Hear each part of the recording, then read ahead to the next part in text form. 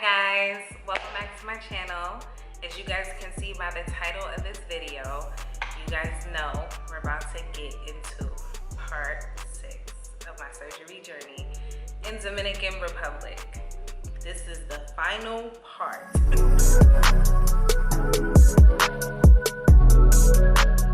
So if this is your first time stumbling on this channel, stumbling on this video, make sure you stop right now. Go in the description box, look for part 1, part 2, part 3, part 4, and part 5, because we're picking up right where we left off in part 5. And if you are not familiar with any of those videos, you're probably gonna be lost at this point. So stop the video, watch those, come back, and enjoy this one. First off, I want to stop and say thank you guys so much for the continued support, positive words. I really appreciate that from you guys, and just sticking with the channel. Now, I'm gonna ask all of you guys right now to go ahead and like the video. That's gonna help the channel continue to grow, continue to get these videos out to all my babes, all my future dolls that are interested in surgery in Dominican Republic, or just surgery in general. It's going to help push out these videos. So I really appreciate it. Stop the video, like the video right now. And if you have been watching my surgery experience in Dominican Republic, and you're not subscribed to the channel, go ahead and hit the subscribe button right now. So again, guys, we're picking up where we left off in part 5. Okay? Now, so at this point, I'm still super shaken up. I'm still crying. The other Uber has already pulled up. And because again, we were at the mall. The location that we went to was the mall. That's where the other Uber dropper was dropping me off at the mall. And now the other Uber has showed up. The one that's gonna go ahead and take me back to the recovery house has already showed up, and they were like minutes apart. It didn't take her too long in ordering that other Uber to show up. So I was grateful for that, because again, I did not have a signal. I did not have any cell phone service out there. And the only time that I had cell phone service was when I was in the cars, right? I'm still shaken up. I'm still like kind of crying. I'm talking to my friend at this point. She's pretty much trying to calm me down, just asking me like what the hell has happened. And I'm telling her like, kind of the situation, like prior to me calling her for about 30 minutes, we was just driving around to different locations that I thought was the recovery house location. And at this point, she has shared with me that this is the same experience that she had with another group of dolls that were in the house, in the recovery house with us as well, where they went to the mall, and I think it was like 4 or 5 of them. They went to the mall, and I guess on their way coming back, nobody had the right address, and that they had already experienced this whole situation, but they didn't have an issue like I did. And again, I was by myself, so they didn't have the same issue. So I'm crying, I'm talking to her, she's telling me these things, and at this point, I am so done with the recovery house. Like, stick a fork in it, done. Like, I'm done. I'm ready to go home. Like, I'm ready to go home. So I'm talking to her. The Uber driver, is driving. I'm looking out the window. Things are starting to look like more familiar, like around the area where the recovery house is. So I'm happy about that. The mall wasn't that far away anyway. It was like maybe 5 or 10 minute drive. It really wasn't that far. And he drops me off. I'm still on FaceTime with my friend. He drops me off, but where he drops me off is still it's not the exact location of the recovery house. It's maybe 4 houses, 5 houses down from the recovery house. So I can see the recovery house from here.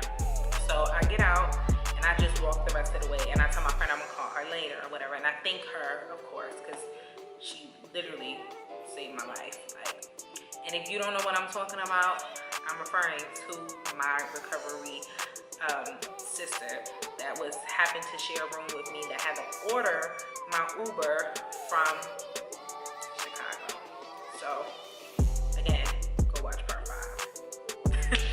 And I thank her. I hop out the car, I walk to the recovery house, and you know, I'm walking kind of slow. At this point, it's pretty much dark outside. Like, it's evening for sure.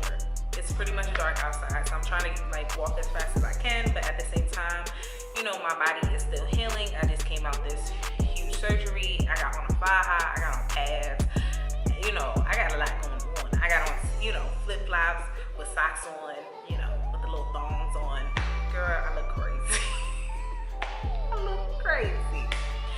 And so when I make it to the recovery house, manager, she opens the door for me, and I walk in, and she's like, you know, she has some energy about herself. She's like, hey, and I'm like, hey. And I'm walking up the steps, and then one of my roommates, my recovery house roommate, she sees me, and she's like, hey, how was it? And I literally just look at her, and I don't even say anything. And I just like literally put my hand down like this. And I think she could tell like something's wrong with me. I just looked it so down and just so over it. And I just walk up the steps, go straight up to the room, close the door. I close the door, and then maybe a few minutes later, and at this point I'm just like sitting on the bed, like just in shock, trying to just absorb and calm down too. Everything that just happened to me, and all the crazy thoughts I just had, and really kind of thinking like, okay, so what am I gonna do now? Because this whole situation has turned, you know, a turn for the worse. So what am I gonna do now? Am I gonna stay in the recovery house? What do I want to do, you know? And I'm sitting on the bed, and my roommate, she walks in, the one that I seen downstairs, and she walks in and she's like, what's wrong with you? And I just look at her, and like, I honestly probably didn't speak for like a minute or two because I was just so drained. Like, I was so drained, like all those thoughts, you know, being in that panic, crying. I was just super freaking drained, already in pain from the surgery, you know. I was just drained. And it took me a few minutes, and then I finally started talking to her, and I was just like, you don't even know what I just experienced. Like, I just experienced probably the most scariest minutes that I've ever experienced in my life. Like, and she was like, what in the world happened? And like, I just started telling her what happened, and she's just like, what? You don't have the address for the recovery house? I'm like, no. Like, and then come to find out, you know, the other dogs didn't have the address as well. And when I asked my surgery sister, who I called, that was in Chicago, when I asked her like, well, why didn't you tell us? And like I told you guys in previous videos, they kept telling me, like the recovery dogs that had already previously been there and had pretty much left at this point. They have probably been gone for like a day or two. They had already kind of been telling me like, you'll see. You get what I'm saying? Like, you know, they didn't want to tell me stuff because they didn't want to ruin my experience. They were hoping that I was going to have a better experience, which is fair, because when you're in all that pain, the last thing you want to be is stressed out. You get what I'm saying? Like, you just don't want that. You want a good, smooth recovery process. So I asked her why she didn't tell, and she was like, girl, I did not want to ruin your experience. And I was like, that's fair, you know? And pretty much by the end of it, I just tell her, because she's like shocked and like freaked out that this just happened to me, because you can clearly see that I'm like shaking up. You get what I'm saying? Like, I was just so freaking drained. And I tell her by the end of it, I'm like, listen, please don't tell nobody what happened. Like, don't tell anybody what happened. One, because I don't want to like have to relive it. You get what I'm saying? I have to keep thinking about it. And two, at this point in the recovery house, they're already pretty much the nurses and I wouldn't say necessarily the owners. I mean, the owners would have their own drama, like I had told you guys previously.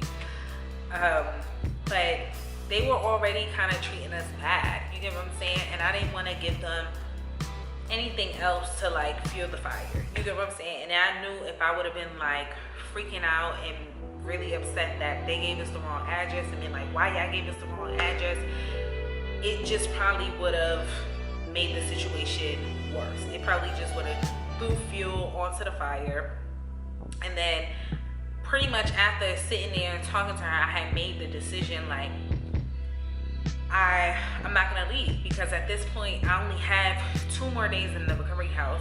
So it kind of doesn't even make sense for me to leave, because if I did leave, I would have to check into a hotel room. I would have to see if my overnight nurse would be willing to go ahead and stay with us for 2 days. Well, stay with me for 2 days in the hotel room. And at this point, it's like, it doesn't make sense to do it. You get what I'm saying? Still kind of be in fear of, now I really don't have nobody. Because at least in the recovery house, I had the other recovery dogs that were there, and that's kind of been with me through this whole ordeal. I have them there, and we pretty much have made the decisions among ourselves that we're gonna make sure we all get home, and that's just the bottom line. We gonna take care of each other. We gonna make sure we get home. If we need something, at this point, we're helping each other. You know what I'm saying? We're helping each other get up or walk around or get something, or you know, help with each other's drains and stuff like that. Like, we're helping each other. The nurses are not helping us at this point. You get what I'm saying? So I'm thinking realistically, like, if I go get a room, then I'll be by myself. You get what I'm saying? And it'll only be me and the overnight nurse. You get what I'm saying? And after the experience I just had in the car, I feel like I don't trust nobody. Like, I don't trust nobody, because this is the wildest 10 days I ever had in my life.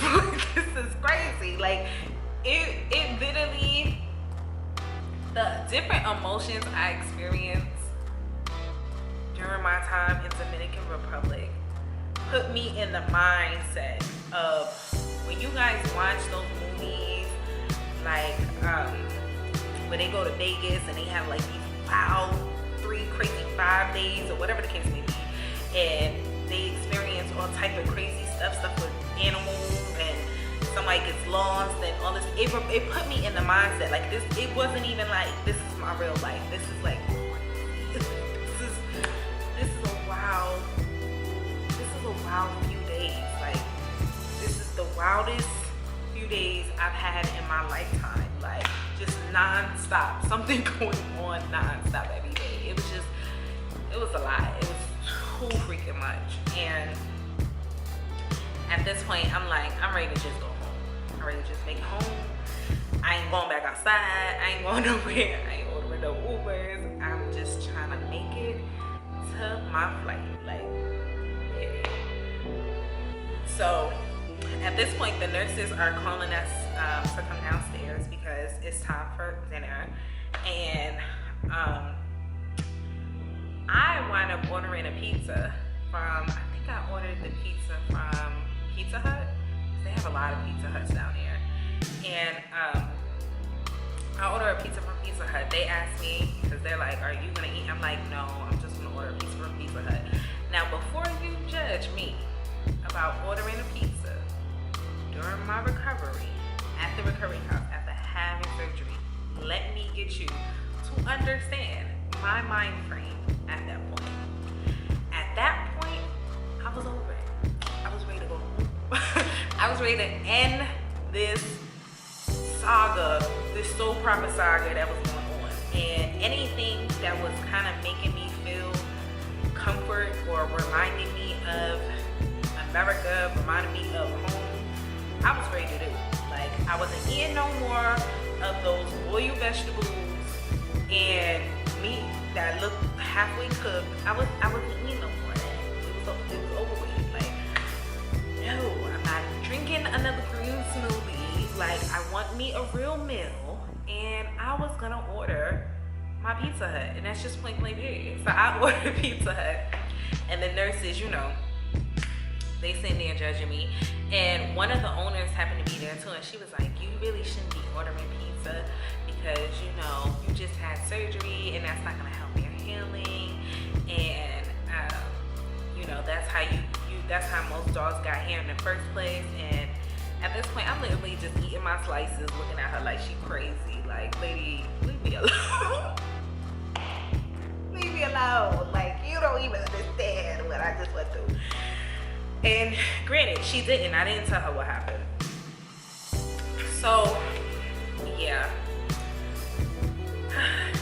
That was a long night. It was already nighttime by the time I made it to the recovery house, back to the recovery house anyway. So, and I didn't call the young lady that I went to go visit that was also a dog that had happened to get her own hotel room at the embassy. I didn't call her. I didn't tell her what happened or nothing like that. I just kind of was like, I'm ready to disconnect from everybody and just go to sleep and like sleep because I was over it. So the next morning, we get up to go to Bello's clinic like we did every morning. And again, at this point, the nurses are not helping us do anything. So when we get to the clinic, and it's me and one other doll there that's, we both got surgery, not the same day she got surgery, the day after. But we're the only two left out of our recovery house that is going to the clinic for Bello. And at this point, the other young lady, who is the only other doll in the recovery house, she didn't go to our doctor, but she's the only other one left there out of our bunch, our group. We pretty much made the decision that we're all going, because I told her what happened or whatever, but we pretty much made the decision that wherever we're going, we're all going together. So, you know, she has to go see her doctor too. We're gonna go see Bella first, and then we're gonna go with her to her doctor's appointment. Like, we pretty much all made the conscious decision. The only way for us to guarantee that we're gonna all make it back home together is that we're gonna stay together, because we are looking out for each other, and it's clear that other people that were paid to look out for us are not looking out for us. So she came with us. And she comes with us to the doctor. The nurses, like I told you, there was one nurse, a shorter nurse, blonde hair, super sweet, real sweetheart, one of Bella's nurse. I think she's like her personal one, like the head one. She was there to greet us, and you know, she's giving us our massages, and my roommate goes first to get her massage. And like, I'm laughing because I'm thinking of how sad this really was. Like, so sad. And she comes out from getting her massage and she has a cookie in her hand. And she's walking down the hallway. She's walking super slow, and she's walking up to me, and she's like, guess what, P? They're gonna give us a bath. I'm sorry, it's not really that funny, but it just, in that moment, it was, because it was like, we were just in such a vulnerable state, and like, they were the only ones being nice to us, like, they were the only ones being nice to us. And I remember my roommate, she was just so happy that people were being nice to us. Like, in that moment, she looked like she had pure joy on her face. Like, oh my gosh, guys, it was so freaking bad. And she's like, guess what? They're gonna give us a bath. And I'm looking at her and I'm like, they're gonna give us a bath, because at this point, the nurses at the recovery house have not bathed us probably in days. And of course, you can't shower in DR, right? You can't shower after surgery. If you don't know what I'm talking about, the water is not safe enough for when you come directly out of surgery for you to be washing up with it. Even brushing your teeth, I wasn't even brushing my teeth with the actual water coming out of the fountain. I would use bottled water, right? right? So, but the nurses have not helped us bathe in days. They stopped giving us medicine and everything. So we're pretty much doing everything for ourselves, and we're doing as much as we can, but there's only but so much we can do, right? So we probably haven't showered in like a day or two at this point, or bathed like in a day or two, because they haven't been helping us, you know? And in my action-packed day I had before, child, I was going straight to bed. So she just looks so happy, and I'm like, yeah, they're gonna bathe us. I'm like, where they gonna bathe us at? Like, how they gonna bathe us? So one of the nurses walk up and she's like, yeah, honey, she's like, take the elevator upstairs. And I'm like, the elevator? Where's the elevator? I didn't even know the clinic had an elevator, because when we got out of surgery, and there's a picture of me on Bella's Instagram walking down the steps with like 2 other girls. If y'all see that picture and y'all know it's me, don't say nothing, because y'all know we be looking rough straight out of surgery. Do not judge me. But there is a picture on her IG of me and the other dolls that had got surgery that same day walking down the steps. So I'm thinking to myself, like, y'all have an elevator? If y'all had an elevator, why in the world were we walking down the steps the first day out of surgery? Like, but of course, like many other things that just made no sense to me while I was out there. I was just like, okay, cool. So they point me to the elevator, and I couldn't find the elevator at first, but when I finally found the elevator, it wasn't like, let's say, an elevator in a hospital, or the elevator in like a apartment or a building or something like that. It's like giving me the vibes of one of those creepy, dark elevators from like a Halloween movie. It's like the warehouse type of elevator where it's really huge inside and it's dark, the lights is flickering. Like, child, I had enough of the action-packedness. At this point in Dominican Republic, I ain't even gonna say no lie. So I get on the elevator and it's just me and the nurse, and when we get upstairs, she takes me to like this room, and inside the room there's a bathroom, and in the bathroom there's like a standing shower or whatever, like with one of those shower heads that you can pull on or whatever, and like wash your body anywhere. So she tells me, she's like, go in the shower, and like, of course, there's a language barrier. So, you know, I'm like trying to catch on to what she's telling me. I go in the shower, I take off my clothes. In that moment, I felt super, super vulnerable, because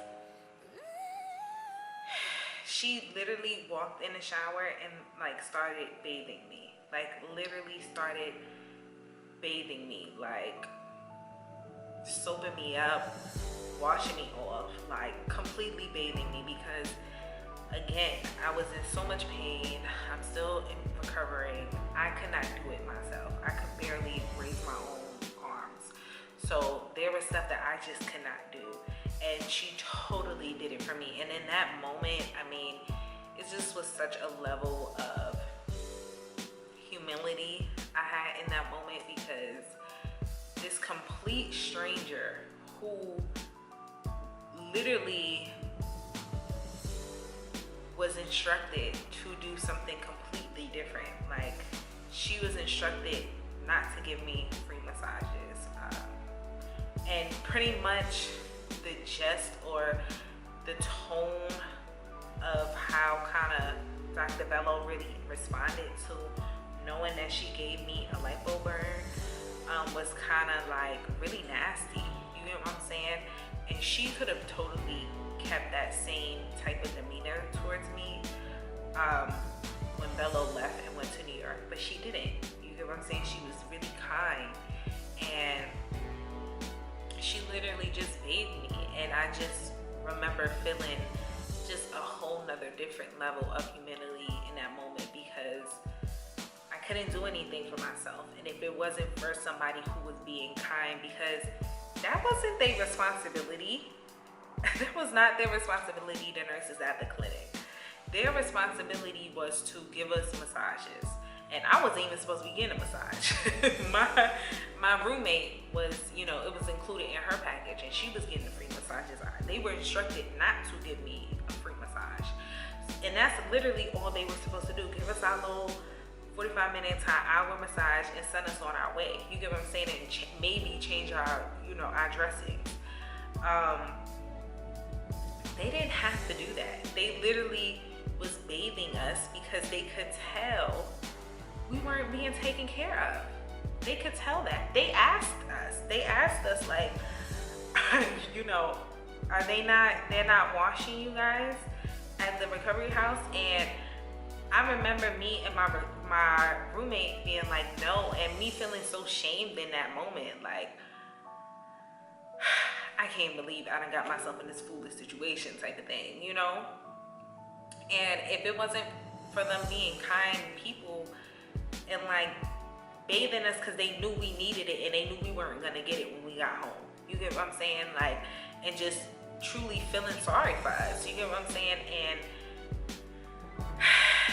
that was definitely another like touching moment for me during that recovery process, because it was a lot. And just to have like, especially after the ordeal I had in the Uber, just to have like people be nice to us, because at this point we kind of were offended for ourselves, and we kind of just were under the impression, because of how they were treating us back at the recovery house, that, you know, these people was just money hungry and just wanted our money and were really nasty to us, and, you know, could really care less about us. So again, I've expressed to you guys how I really felt about Bella's nurses, and how, you know, they really was just like angels on earth for us in those moments, because it really seemed like they could care less about us at the recovery house. They could care less. So they bathed us, and then once they bathed us, they did my massage. That was the last one for our massage. They did my massage. They changed my dressings and everything. And I think I tried to give them some tip money, and they didn't even take it either.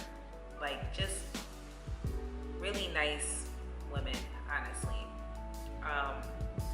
So yeah. And at this point, I have one more day before I am leaving. Now, me and the other doll that's in the house that is now coming with me and my roommate to our appointments, and we're all kind of going with everywhere with each other. Me and her were leaving on the same day, so we were planning on leaving tomorrow, the very next day. And my roommate was there for another, I think she was supposed to be there for like another 3 days. And at this point, we're kind of like really worried about her. You know, we're like, you sure you don't want to move your flight up? But she's like, you know, I only have 3 more days, and I don't know when I go home 100% who's gonna do my massages. So it makes sense for me to stay here, and at least they're taking me to the clinic and I can get my massages done, you know? So we're like, okay, but we're worried about her, you know, because we know, like, if she's gonna be here by herself, who knows how they're gonna treat her when she gets by herself. At least here with us, you know, if she needs something, one of us will find the strength to like help her or go get it or something like that. You get what I'm saying? So we were really kind of nervous for her. But the next day came, and I had packed my stuff. At this point, I would say, I feel like it's really true when they say, you know, you overpack for surgery. I feel like, I know I definitely overpacked for surgery. It was just a lot of stuff that I just did not need. What I wound up buying more of while I was out there was definitely pads and wipes. Pads, wipes, and Ensure. That's what I bought. I had to like make a trip to Walmart just to get those things. So definitely couldn't have had enough of those. That night I wound up packing my stuff, and honestly couldn't wait to leave. Like, could not wait to leave. Before I had left the clinic, they, like I said, they changed our dressings and kind of told me, you know, when you leave here, because I did not have a drain anymore, Bello had removed my drain when she discovered my lipo burn on my back, that I was gonna need to get a lot of massages when I got home. So I knew that was gonna happen. But yeah, I packed my stuff and was ready to go to GO. So the very next morning, George came to the house and he came to get me and my other surgery sister. We said goodbye to my roommate, which is like my surgery sister. That is my boo. That is, I love her to this day. We still speak. And we said goodbye to her and just kind of gave her tips, like, you know, don't try to not, you know, talk to them if you keep to the nurses as much as you can, because it seemed like we were getting on their nerves, like we were irritating them, like us asking them to do things for us, like give us our medicine, or bathe us, or change our dressing, or shoot, help us get up. It seemed like it was bothering them, like it really irritated them that we were even asking them to do anything for us at this point, as if we did not pay to be there, as if this was not their job. Like, it was crazy. So we were kind of just giving her tips and, you know, saying our goodbyes. And George came and got us, took us to the airport. Now, when we got to the airport, both me and my surgery sister were both flying. No, I think she was flying American. I think I was flying Delta. When we got to the airport, you know how there's different ports, like different areas to get inside of the airport? Like Delta has its own area, Spirit has its own area, American Airlines has its own area. So we stopped right in front of the Delta area where you would check in. And we're outside the airport and we get there and these guys with Delta uniforms run up to the car. And they're like, do you want us to get your bags? And we're like, oh yeah, because, you know, me and her are still kind of limping around. She had a tummy tuck previously. I had a tummy tuck. So, you know, I'm not fully standing up straight. You get what I'm saying? At this point either. And we're like, yeah, get our bags. And then as soon as we say that, right, they ask us for money. These are Delta employees. They asked us for money. And I look at them, I'm like, huh? And I'm like, and as soon as we said, I went to go, like, I'm taking off my seatbelt, I'm getting out the car, and George is in the back with our bags or whatever, like in the trunk. And, you know, we get out the car, and we notice the guys are not around. I'm like, what happened to the guys? I thought they were taking our bags to Delta, like up the ramp, because it's a ramp we have to go kind of up in order to even get inside of the airport. And he's like, they said you guys wasn't giving money, so they left. And I'm just like, are you freaking serious? Like, are you the employees? Like, you're at work making money. Like, I don't understand. And like, and I normally only fly Delta, so I'm kind of like shocked that this is even really happening, because I'm like, you know, Delta is known for a certain type of customer service and experience. You get what I'm saying? That's one of the reasons why people who fly Delta stick with Delta, right?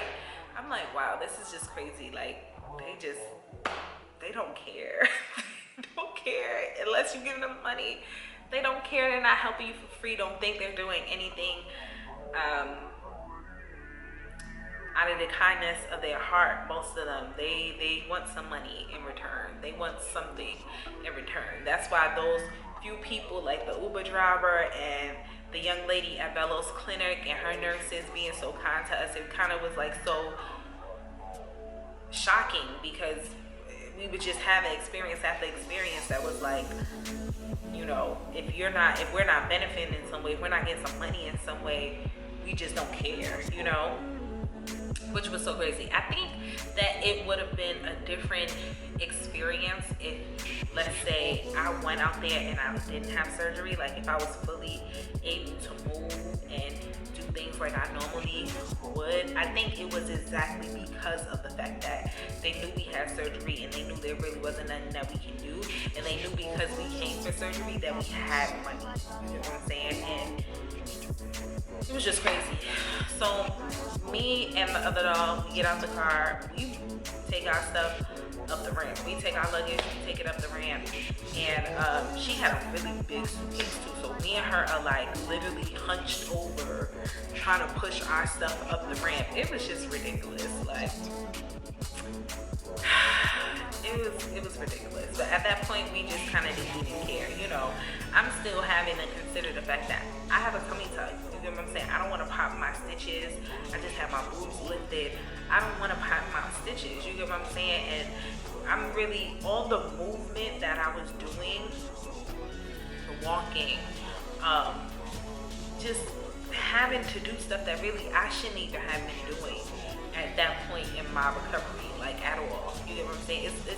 It's a blessing that I didn't pop, you know, a stitch, my stitches or anything like that, because I was having to move as if I didn't even have surgery. So, but I get with Delta, check in. Again, I did get wheelchair service. I already had asked for wheelchair service before I even went out to Dominican Republic. I had already put that on my flight, so got wheelchair service, which was pretty quick. They just kind of zipped us around everywhere. You do have to go through customs again, coming back home in the airport. They seen that we were in wheelchairs and kind of just was like, okay, y'all can go. We didn't get held up at that point.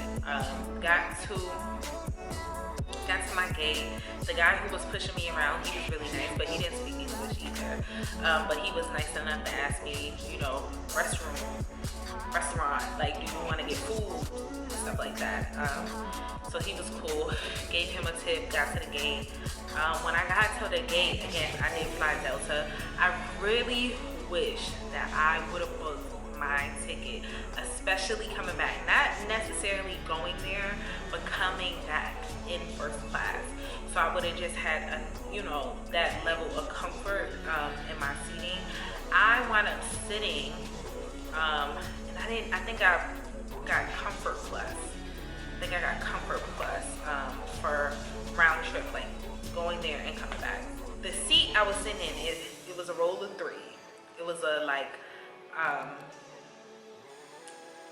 think she was Hispanic. I want to say she was a Hispanic lady. And she was, there was nobody, I had the middle seat. There was nobody at the window seat. And she was at the end of the seating, right? So, and of course I sit next to her, but you know, when you're coming back home, you gotta sit on a BBL pillow. You gotta sit, like, you can't just sit down like you normally would. You get what I'm saying? I'm thinking about all type of stuff, like, oh, I gotta walk during this flight so I don't get no blood clots. I gotta get up and walk back and forth. I gotta make sure, you know, try to sit in a way where my hip dips don't form back and my, you know, fat transfer don't actually dissolve because of how I'm sitting. Plus try to be somewhat comfortable. So I'm thinking about all of that. So I decided to move to the seat next to the window. So this way it's some space between me and her, because she's at the end and I'm moving towards the window seat. So there's a seat in between us. You know, this lady tells me, she's like, we haven't even took off yet. She's like, oh, no. We haven't took off, but they've closed our door. They closed our door, so there's nobody gonna be on the plane at this point. But they're like making announcements and stuff like that. She's like, no, you should wait till we take off. And I look at her, and I don't even say anything. I just move to the next seat, right? And again, there's a language barrier, so I just moved to the next seat. You know, this lady had the nerve to call the flight attendant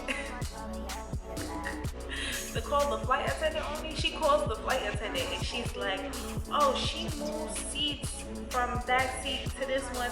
And I look at the flight attendant and I'm so irritated at this point. I look at the flight attendant, I look at her and I'm like, yeah, I did. What's the problem? What's wrong? Like, what's the issue? And the flight attendant is like, she's fine. She can sit there. Like, nobody's gonna sit there. That's nobody's seat. You can tell I just had surgery. You can tell. I mean, my arms is still black and blue. I got on a dress. I got on slippers. You know, I got on socks. Like, you can tell that I just had surgery. You get what I'm saying? So why are you bothering? I stopped anything with her, interacting with her. Just don't even look my way, lady. Because I'm just like, why are you bothering me? And you clearly see I'm in pain. So I'm trying to get comfortable in the seat. I'm gonna be honest with you guys. I did not walk back and forth on that plane. It was just no way. I was in too much pain. It was no way. I took the shots that they give you. I don't know if all the doctors give you shots, but there's some shots that you're supposed to take before you get on the plane to make sure you don't get any blood clots. And I took those before I left, but I did not. I ain't even gonna tell you no lie. I did not walk back and forth on that plane. See, when I got home, most of the people who see me, a lot of people didn't because a lot of people didn't know I had surgery. But the few people who did see me were they were like kind of scared. Like they looked at me like they were scared. Like, wow, you look like you're in so much pain. Because again, I did have so much black and blue everywhere. And again, I had more surgeries than I went out there and intended to have. So I really did, like, really my whole body was in pain. And I really couldn't do anything. But when I landed back here in Atlanta, got my bags, met my friend, and yeah, that was the end of my recovery stay in Dominican Republic. Boy, it was a wild ride. Okay, guys, so this is where I'm gonna end part 6. Again, if you are just making it to this video, this is your first time here, make sure you like the video and you do subscribe to the channel. If you guys have watched part 1, part 2, part 3, part 4, and part 5, and now part 6, thank you guys so much.